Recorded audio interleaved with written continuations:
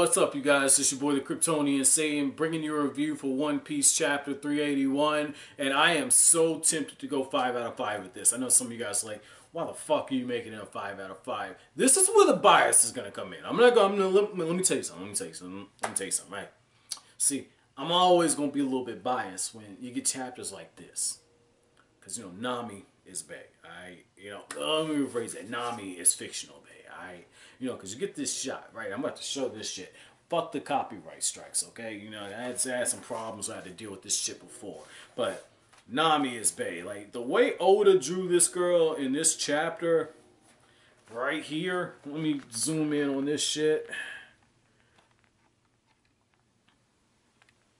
Man, that is such a badass shot, yo. Like, they got Nami hands down like that, crotch down.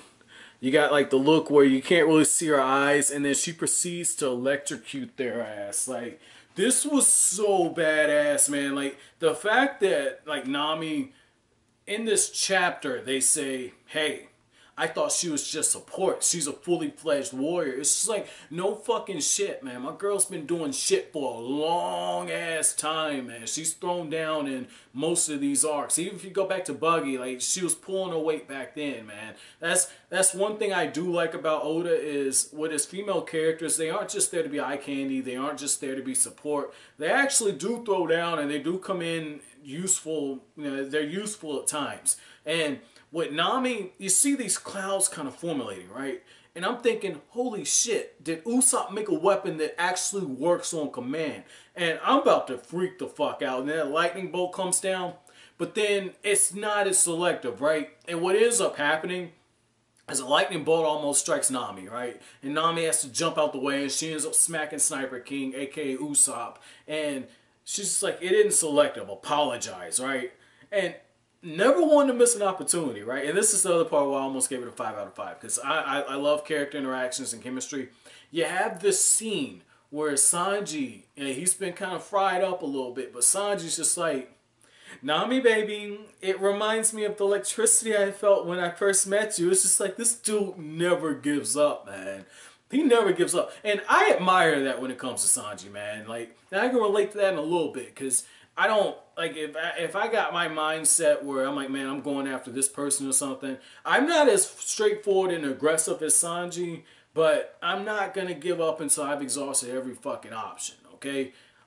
Because you got some people that play hard to get. So, Sanji, like, yo, it's whatever, man. It's whatever. I appreciate what you're doing, dude, but this ain't the time. There's a time and a place. But, that's Oda's way of writing, so you just got to kind of roll with it, but this chapter, the other part of the reason why it's almost a 5 out of 5 is when it opens up, right? They're like, yeah, it's that stooge who's under a straw hat Luffy, and Sanji takes the opportunity to rip the fuck out of Zoro. He's just like, they called you a stooge, dude. Like, what the fuck? And Zoro, very quick-witted, Zoro, I want more of these back and forth banters between these two, man. It seems like Oda's been ramping it up a little bit since Skypiea. But you got Zoro where he says, like, he didn't even know who you are. Like, you're just Pirate A. I was like, yo! What the fuck, man? Zoro just bodied this dude. Zoro is fucking savage, man. Like, this, oh, shit. He called him Pirate A. Like, they called him Pirate A. Oh my god. I'm loving this shit, right? I'm loving this. I wasn't expecting this chapter to be filled with so many moments where I just laughed my ass off, because on the cover page, you got Miss Golden Week basically learning that Miss Valentine's been captured and she's going to hang at Navy headquarters if they don't turn themselves in. Holy shit. Like I said, just straight savage moment, man. Like, this is one of those chapters where you're getting some heavy stuff, right? Where you're seeing on the cover page where somebody might be threatened with death, and then Luffy's like, I can't press forward this way. And then all of a sudden, the Straw Hats show up, they provide the comedic relief, and then at the same time the plot's moving forward. And I like how one of the things that we see is that all this isn't happening in real time. And what I mean by this is if it was happening in real time, then Luffy blowing up that tower, right, with using the Gum Gum volcano, that would have happened beforehand. And yet what we see is that even though this chapter takes place after the fact, this event actually takes place just before. And that's why you see Luffy blowing up the tower in the background, like, oh, that's where that idiot is. So, you know, Oda kind of did some stuff out of sequence, and that's really good. That's really hard to fucking pull off, especially in a visual medium where this is going on a week-by-week basis. Very hard to pull off. So I appreciate what he did there and the way that transition worked. That was really, really good. Now, the other thing that I particularly enjoyed is the fact that, you know, Zoro and Sanji automatically come to the same conclusion that Luffy is starting to come to a conclusion of, which is if they just try and fight all of these guardsmen, it's going to take all day and they don't have all that time. And that's when Paulie swoops everybody up, right?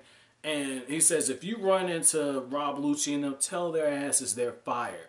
And Paulie leads the charge while the Straw Hats are getting away, and they just take out all of the court's guardsmen. Like, this is that point of no return. Like, how Oda handles what happens to Paulie and the Frankie family, whether or not they join the crew. If they join the crew, holy shit. Like, Luffy just came the fuck up. Like, this is kind of close to what Shanks has, man. And what I'm talking about is the fact, you know, Shanks has a big-ass pirate crew, but he's got, like, the core members, too. And these would just be the supporting guys. This is going to be really, really interesting to see how Oda, you know, kind of wraps all this up. But my chapter question to you guys is, I'm just saying, okay, what was your favorite part, right? Was it seeing Nami just show up, look automatically incredible, and then fuck some shit up, right? Was it that? You know, obviously that was mine, you know what I'm saying? Or was it the back and forth banter between Zoro and Sanji where, you know, Sanji's just like, okay, I just checked your ass. And then Zoro's just like, I just roasted your ass, bitch. Like, which one was it, man? Which one was it between those two? Obviously, you guys probably going to pick the Sanji thing. Personally, you know, I love the Nami moment. You know what I'm saying? But, as always, guys, if you like anything I had to say, hit that like button, as I really would appreciate it. Don't forget to hit that share button. Don't forget to subscribe if you're new. Thank you for watching. Have an awesome day.